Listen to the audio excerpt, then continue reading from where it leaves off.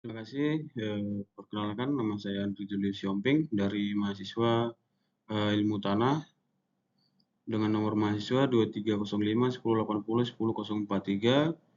Ini merupakan tugas dari praktikum geomorfologi dan analisis landscape. Nah, kita di sini akan membahas tentang fenomena gejala dan proses geomorfologi kars atau kapur. Nah, kita akan membahas pengertian yang dari pertama itu pengertian kars. Nah, kars ini merupakan sebuah bentang lahan yang terbentuk akibat proses pelarutan batuan karbonat, terutama batu gamping ya, oleh air yang mengandung asam karbonat. Proses ini berlangsung sangat lama dan menghasilkan bentuk lahan khas seperti gua, nah dolina, sungai bawah tanah, dan pembukitan kerucut. Perkembangan kars tidak terjadi secara kebetulan, itu melainkan dikontrol oleh sejumlah faktor alam yang saling berinteraksi, baik faktor geologi maupun faktor lingkungan. Nah, dan topografi kars ini juga merupakan suatu topografi yang terbentuk pada daerah dengan litologi berupa batuan yang mudah larut, menunjukkan relief yang khas, penyaluran yang tidak teratur. Nah, yang selanjutnya adalah terdapat beberapa poin yang menjadi kriteria dari kars ideal. Yang pertama itu adalah terjadi pada batuan yang tersingkap ke permukaan dan mempunyai daya pelarutan, yakni umumnya batu gamping murni 80 sampai 90% CaCO3 itu. Selain itu dapat juga terjadi pada dolomit dan kapur. Nah, yang kedua adalah batuan bersifat padat atau dense, terkekarakan intensif dan berlapis-lapis. Yang ketiga adanya lembah yang mengorosi yang mencapai lapisan bawah batuan dengan sifat-sifat pada poin yang pertama dan kedua, sehingga air tanah bisa menyusup masuk ke mengalami sirkulasi. Dengan demikian dapat terjadi pelarutan yang baik. Nah, yang keempat itu adalah daerah berada pada iklim dengan curah hujan yang eh, cukup dan atau tinggi gitu. Nah, ini adalah merupakan proses pembentukan kars. Yang pertama itu adalah proses litologi atau jenis batuannya. Nah, kars tersebut berkembang optimal pada batuan karbonat seperti batu gamping, limestone, dan dolomit yang memiliki kandungan kalsium karbonat atau CaCO3 yang tinggi. Semakin murni kandungan CaCO3 ini dan semakin tebal lapisannya, maka potensi pelarutannya itu semakin besar ya, karena semakin banyak gitu.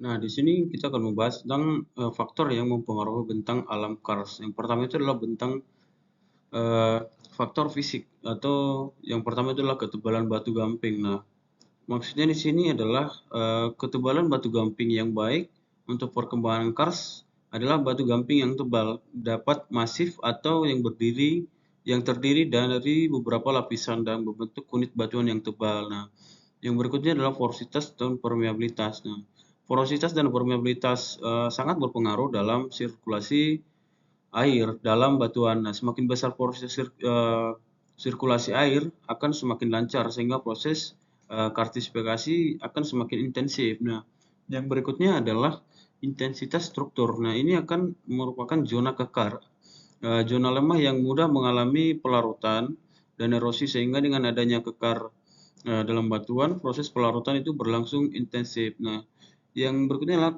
faktor kimia. Faktor kimia ini merupakan dalam pembentukan, maksudnya dalam kondisi batuan, dalam pembentukan topografi kars diperlukan sedikit 60% kalsit dalam batuan, dan yang paling baik diperlukan 90 karsit. Nah, di mana kondisi kimia media pelarut dalam proses kartifikasi media pelarutnya adalah air. Nah, kondisi kimia air ini sangat berpengaruh terhadap proses kartifikasi. Nah, berikutnya adalah proses biologi, dan yang berikutnya adalah proses iklim dan lingkungan.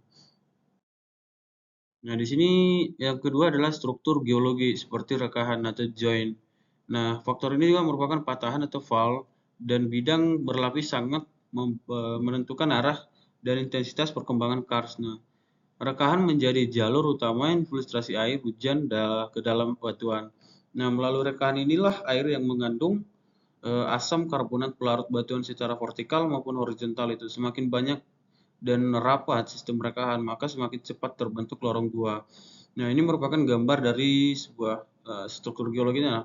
Semakin banyak air hujan yang masuk, maka air akan masuk melalui patahan atau rekahan-rekahan tersebut. Nah, sehingga dengan karbonat yang tinggi, ini akan menghancurkan sedikit demi sedikit, sehingga akan membuat rongga-rongga pada gua-gua tersebut. Nah, yang ketiga adalah iklim. Iklim memiliki pengaruh besar terhadap intensitas proses karstifikasi. Curah hujan tinggi meningkatkan jumlah air yang bereaksi, seperti yang sudah dijelaskan di awal. Nah, yang berikutnya adalah contoh bentukan karst. Nah, ini merupakan bentuk-bentuk karst, yaitu bentukan lahan karst exokarst atau permukaan. Nah, yang dimaksud dari bentuk lahan exokars ini adalah bukit kars. Bukit kars ini termasuk kars menara atau tower kars dengan tebing terjal, contohnya marun, pangkep, dan kars kerucut. Nah, yang berikutnya adalah dolina.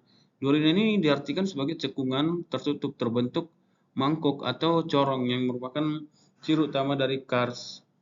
Dan berikutnya adalah lembah kars, honor, dan di sini kita membahas tentang bentuk lahan ekdokars, artinya di bawah permukaan. Nah, yang termaksud dari bawah permukaan ini adalah gua kars yang terbentuk dari pelarutan batuan, seringkali memiliki sungai di bawah tanah. Yang berikutnya speleothem or monument. Gua ini seperti stalaktit dan stalagmit yang terbentuk dari endapan kalsium karbonat. Nah, sungai bawah tanah, jaringan aliran air di dalam gua sering menjadi sumber penting. Nah, ini merupakan gambar-gambar dari kars tersebut ya.